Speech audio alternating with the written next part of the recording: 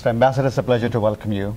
Well, thank you very much, and I'm delighted to be here because I came to the US only about 3 months ago in my new assignment, and this is my first visit to the West Coast after that.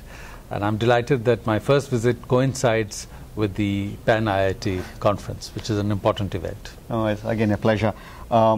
India stands at a very strategic time. US is a great partner.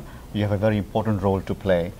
For the macroeconomic view, what are your perspective as a responsible and ambassador of a great nation like India? Well, coming back to the US, I had served here till April 2013, then went away for 2 years on another assignment, and I've now come back.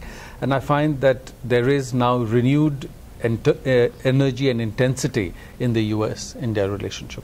There is huge convergence at the strategic level in security considerations, and therefore going from there, both countries want to bring a lot of focus on the economic partnership.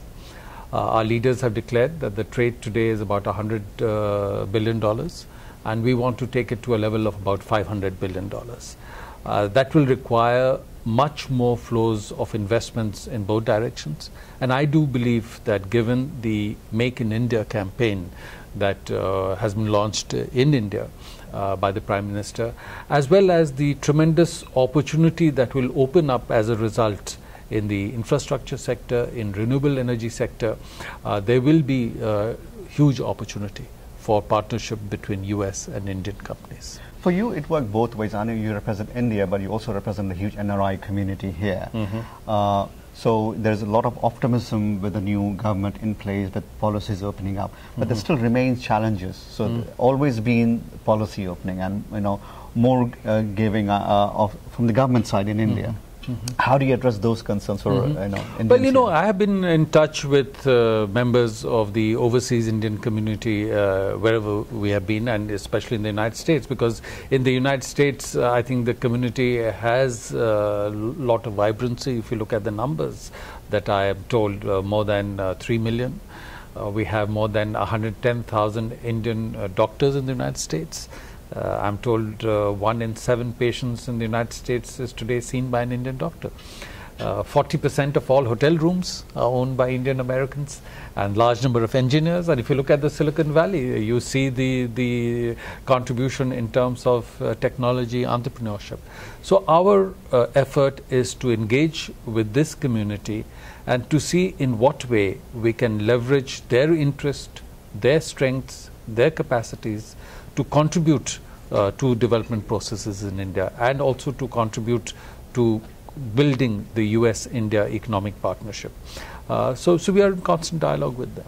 Why do you think, this is a general question, that Indians, when they come from IITs and other institutions, do so amazingly well in terms of entrepreneurship and technology?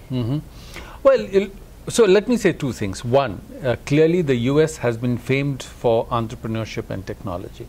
And a lot of people have pointed out that there is a certain ecosystem in the United States, especially on the West Coast, that is really conducive to entrepreneurship and technology. So that's one. Second, in India, we've had a history of entrepreneurship. Perhaps they bring that and the education that they have achieved in India, because many of them have done their first degrees in India and then come here. So I think that has enabled them to then seize on the opportunity that is available to them here. But having said that, you have to also acknowledge that a lot of innovation is happening in India. Right. I have served in different countries. I have served as ambassador in Israel. I have served as ambassador in France. I have now ambassador here, but I had earlier assignment. And I have met CEOs of a large number of companies in these countries. And they tell me that many of them are doing niche R&D and development work in India. Not just for the Indian market, but as part of their global operations. Because a lot of cost-effective R&D is happening in India. For example, if you take our mission to the Mars, it cost 1/10 the cost of the US vehicle to the Mars, and I'm told less than the cost of making a Hollywood movie that had focused on space.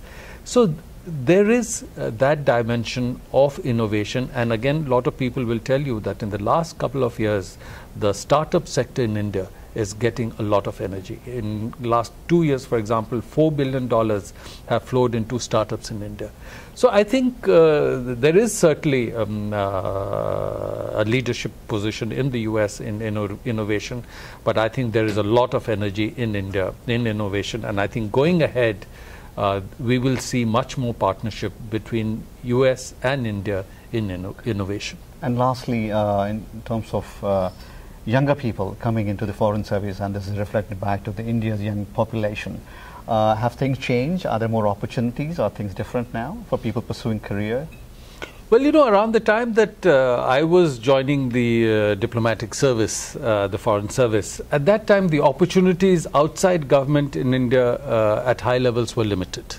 And I remember before joining the government service, purely as an insurance policy, I had applied and tried to get some jobs in the private sector, just in case if I didn't make it through the exams. And I did get a job in the private sector. And my family, I could see, was quite depressed that maybe I'll take a private sector job and what will happen.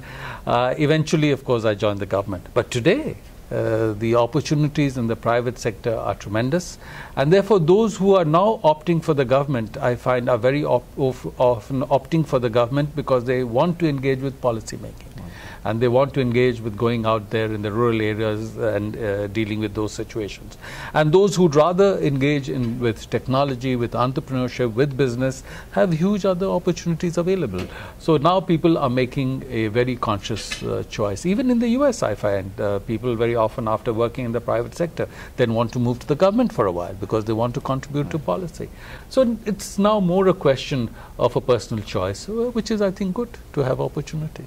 Again, thank you and all the very best for your tenure here. Thank you very much.